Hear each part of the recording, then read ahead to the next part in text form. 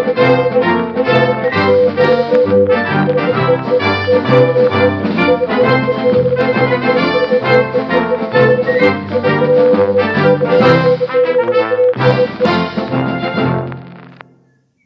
have 10 minutes to learn how to fly the plane, they tell me.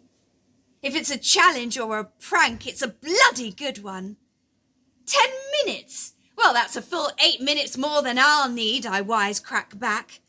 You have to show the fellas you can take it, but inside I am quaking with excitement, with terror, with sheer joy, which sounds odd, I suppose. Don't you know there's a war on? My commanding officer tells me. What are you doing with that smile on your face? For one terrible moment, I think I'm in real trouble. I hold my breath. But then she winks at me, because she knows my CO. She knows how utterly marvellous this is going to be.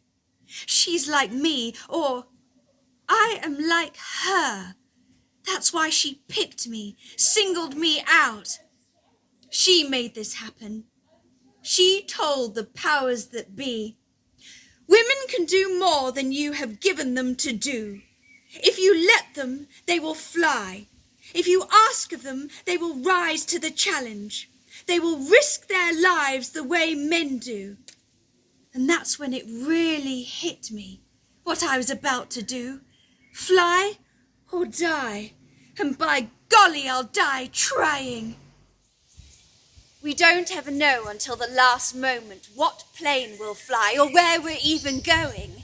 It could be a Lancaster, a Spitfire, a Harrison, a Wellington. It could be Portsmouth or Scotland or what does it matter? I'll fly anything, anywhere, just to be up there. Doing my bit is what I mean, of course, because there's a war on. But still, something inside me is singing again, and I thought that we were done with singing in this time. I thought I would never want to sing again, but I can feel my feet itching to leave the ground, my toes lifting up as if we're already off, my face turning towards the sun. Oh, to fly again! But before that, there are certain procedures that have to happen. It is 1943 after all, and we women aren't popular in the Air Force. Not yet. The editor of Aeroplane magazine thinks that there are millions of women in the country who could do useful jobs in war, but the trouble is that so many of them insist on wanting to do jobs which they are quite incapable of doing. The Menace is the woman who thinks that she ought to be flying in a high-speed bomber when really she has not the intelligence to scrub the floor of a hospital properly. Huh? Or who wants to nose around as an air raid warden and yet can't cook her husband's dinner. He will learn. Take 8 girls. Call them the 8. Do not call them ladies. There's nothing ladylike about this game. Not anymore. Call them the ATA girls because it sounds catchy. It means the Air Transport Auxiliary, that's all. But it sounds as if we're up and at 'em, and in a way we will be. Clothe them in an appropriate manner at all times to fly an open cockpit plane in the dead of winter at several thousand feet. Therefore, regulation uniforms are black stockings, a pleated skirt, a smart cap. This is before someone sees sense and gives us permission to wear fur-lined flying suits and boots. But these must be removed as soon as we exit the aircraft, or there will be repercussions. None of us ever want to take the flight jackets off ever again. Girls from all walks of life, some not even old enough to drive a car. Socialites, working girls, a skiing instructor, a ballet dancer, mothers, a grandmother, a stunt pilot, mathematician, architect, typist, actress. Teach us to fly is all we have in common. And since most of us already know how to do that, throw a logbook at us and set the timer for 10 minutes. After all, we're only delivering planes to different destinations for the real pilots to fly. The men. Atta girl. That's what the ground crews say to us when we walk onto the tarmac. These men will treat us with respect, we are assured. They might think it a little odd seeing a female pilot, but they never say anything loud enough for me to hear. Apart from the time I deliver a Wellington, a big old beast, and switch everything off, unbuckle my parachute and walk down the steps of this huge aeroplane, the ground crew ask me where the pilot is. You're looking at her, fellas. They laugh. I shrug. As I walk away, I see them investigating the footwell to see if he is hiding there. I'd flown it all by myself, whereas the RAF have a crew of between 5 and 7 men flying those planes. And I had to navigate all on my own. How to fly a plane. Set your mind to landing. I always do that. Think ahead. Memorize the aeronautics, the numbers in the logbook. Every plane is different. They all like different handling. It's surprising how many pilots rely on their second, but I will be on my own up there. Lastly, screw your courage to the sticking place, my CO says to me, looking me in the eye. There may be some bumpy rides, but we will do it. Every time I turn up at an airfield, the same patter. You got 10 minutes to learn how to fly that plane, they said. That's 8 minutes more than I need, but I'll find a way to kill the remaining time.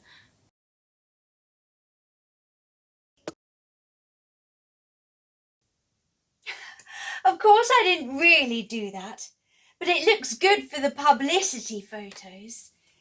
She had so much time to kill, she even refreshed her lipstick. Always keep up appearances, even at 10,000 feet in an open cockpit. Your head's so cold you think it might fall off. Your hands numb despite the sheepskin gloves. Your hair a freezing sheet of ice and tangle. Obviously, I always put my lipstick on before I left the barracks. None of this, no one will see me, so I can just go barefaced. What an idea! It's a matter of pride to me. No matter what I'm feeling, no matter how hard it all is, you keep your head cool and your face turned towards the sun.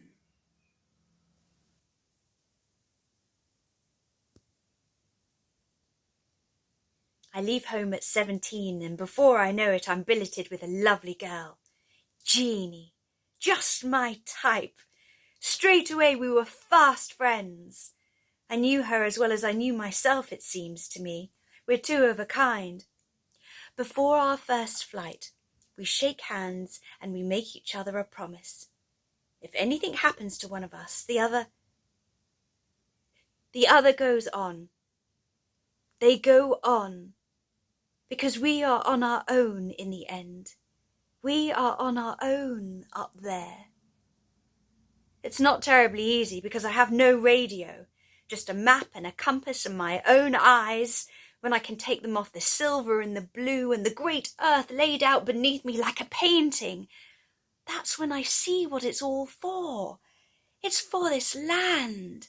For those little houses covered in ivy, that brown dog, That field of corn, that woman standing in the corner of the garden, staring up at me, as if she can see me, as if she can't believe her own eyes. There's nothing like it, nothing on earth. I never want to come down. The flights are always too short for me. I think I'm wicked because I never want the war to end. I want to go on flying, you see. But then one day, I get back from my flight, and the CO on duty that day says to me, without any preliminaries, "I'm awfully sorry to tell you, but your friend Jones was killed this afternoon." Genie. He means Genie. About 10 minutes later, he says, "Look, we're all very sorry, but pull yourself together. You know, there is a war on and we have a job to do. And no matter what, the other goes on. A promise is a promise. Don't look down. Don't look back. Eyes right ahead. And keep straight on."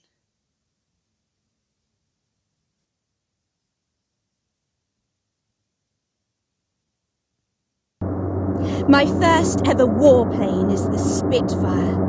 They call it the ladies' plane because, wait for it, it's light to the touch and incredibly sensitive.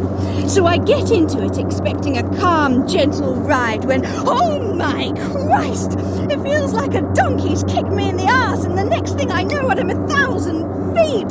Screaming wind like a blade through me, and I think that I'm screaming, but then I realise I'm singing for my life.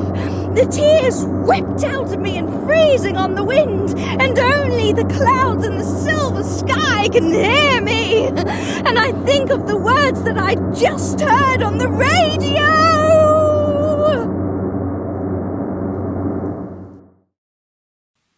Oh, I have slipped the surly bonds of earth and danced the skies on laughter-silvered wings.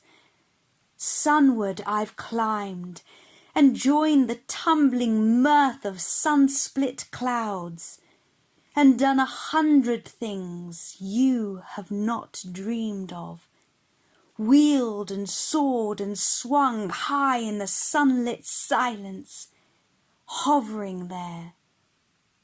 I've chased the shouting wind along and flung my eager craft through footless halls of air.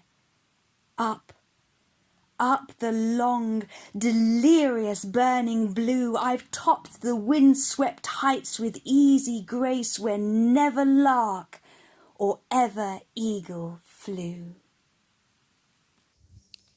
And it's true. It's all true. As if we're suspended up here, me and this beauty, this light sensitive plane, swift and sleek as a gull, fast as a hawk. Nothing up here but me now for miles, not until the coast, until I have to bank and turn. If I were a man, I could keep on. Fly right over the coast and keep on going, leave England behind. I know I could do it too, because all that really matters now is being free. It's almost too late to turn as the sun hits my eyes from the reflection on the sea, but just in time, at the last minute, I turn her gently. We turn back, the beauty and I, and she lands as sweetly as any bird. And then I have to hand her over to someone else. I'll probably never see her again after that. You rarely get the same plane twice. I'd know. I'd remember that one. You don't ever forget the ones you love, the fast and furious ones. I never want to fly anything else again after that. As I walk away from her, I hear one of the ground crew say, "Lads, where's the pilot?" I'm flying across the land. I'm flying high above. I turn my face to the sun. Something inside me is singing. I turn my face to the sun. Something inside me is singing. I'm flying across the land. I'm flying far above. I turn my face to the sun. Something inside me is singing. I turn my face to the sun. Something inside me is singing. There's nothing like it, nothing on earth. There's nothing like it, nothing on earth. Nothing on earth, nothing on earth.